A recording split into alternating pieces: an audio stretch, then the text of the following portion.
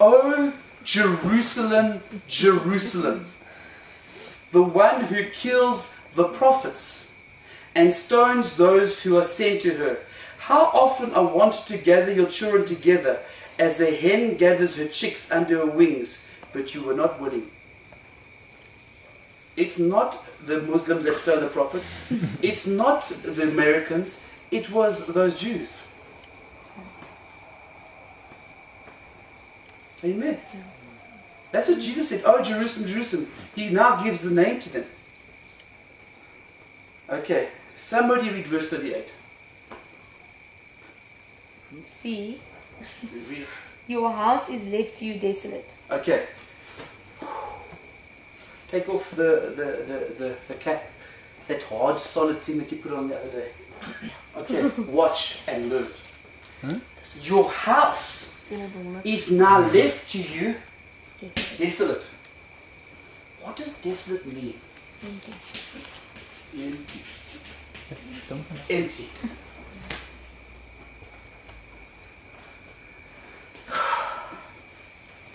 Watch this. What made the house empty?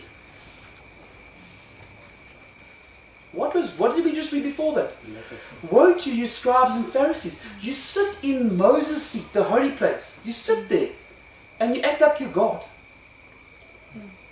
But you have taught all the wrong stuff, you hypocrites. And you've chased the people away from the house of God. You are the abomination that caused the house to be made desolate. Let me say it again. You are the abomination that caused the emptiness.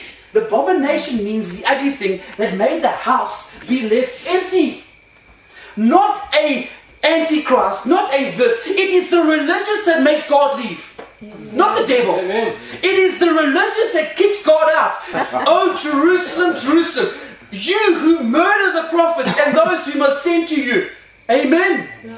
Behold, your house is now made empty. Sure. I said, Lord, if Jesus said your house is left to you desolate, he was rebuking the Pharisees and the Sadducees, the religious teachers of the time. They caused the house to be left desolate, not an ungodly ruler. Yeah. It is always religion that makes the house of God empty. Amen. Amen. Yes. So he says, Jerusalem, you who murder the glorious ones, the ones who are called to bring the word, you did not receive them, you killed them, and because you did this, you have made the house empty. The abomination that caused the desolation of the house of God, Jesus, we left the temple. The abomination that caused the desolation. They sit in Moses' seat, the place where the Holy of Holies, where the law came from, and they make it empty. The abomination, and all abomination means is the ugly thing that makes the house empty. The Antichrist, as you understand it, cannot make the house of God empty. Religion makes the house of God empty. Amen. You can bring a Satanist in here, he can get saved, but try and work with a religious man. Yeah. It's terrible. Yeah. It's terrible. You can make a Satanist cry and fall down on his knees. A religious man stands his ground. He's hard, flint, will not listen. He puts his feet into the ground and he holds it. And if you are moving signs and wonders, he put a stop to it. That's what they do. Amen. Amen. So this is, look people, listen. Verse 38, see your house is left to you desolate. Yeah. What was he talking about before? He rebuked. He says, now you've made it empty now, eh? Can we have an amen? Amen. When you see the abomination that causes desolation, okay? The abomination that caused the house to be empty, amen? The ugly thing that caused the house to be empty. In the most holy place, get out. Then Jesus said, therefore, when you see the abomination of desolation, there's two. There's a causer and there's an over. So what would happen is, when the temple was abandoned, the ungodly emperor, who was the Roman emperor, came in there and he completely did terrible things inside the temple. Terrible things in the temple, the most holy place. So he was the abomination of the desolation.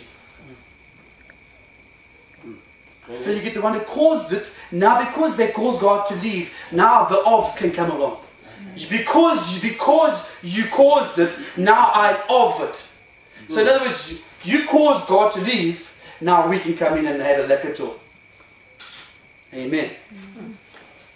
So Jesus, who is God in the flesh, the one who drew them out, has now pitched up in a body. And nobody recognized him. Every now and then, Peter would get a flash. You are the Christ, the Son of the living God. He says, don't tell anybody. They must recognize me themselves. He's like, how come my people see me? Oh, God, Yahweh. Yahweh. Yahweh, here I am. Let me prove to you that I'm Yahweh. Bring them all to me. Healed, healed, healed. Is that not God showing that He is God? Who has ever done anything like that before? And they still could not recognize Him. Hey! He says, if you don't believe what I say, believe me for the signs then. Believe me for the miracles then. Hey, can you imagine the heartache Jesus had? That He came unto His own and His own received Him not. Can you imagine the rejection that Jesus had to face? That His own people, God, can you imagine Jesus pitching up in South Africa in the flesh, going through every single town and healing every single body? Can you imagine Him going to the mosque and says, I'm Jesus, and they all fall down, healed, completely set free? Can you imagine what the Jews were given? God in the flesh. Yet they still crucified Him. So Jesus said, because you didn't recognize the time of the visitation, your house is left empty.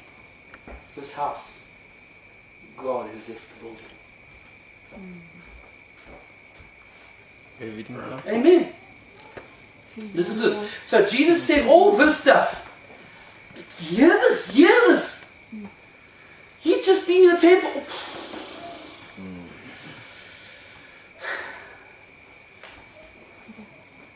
Jesus has left the building. Okay, wait. Let me do it again. Let me do it again. He shared all the stuff. What did he do in the temple? He rebuked the scribes and the Pharisees. Rebuke. Watch this. Jesus has left the building. Look here. Jesus has left the temple. It's empty now. Let me say it again. Jesus is in the temple.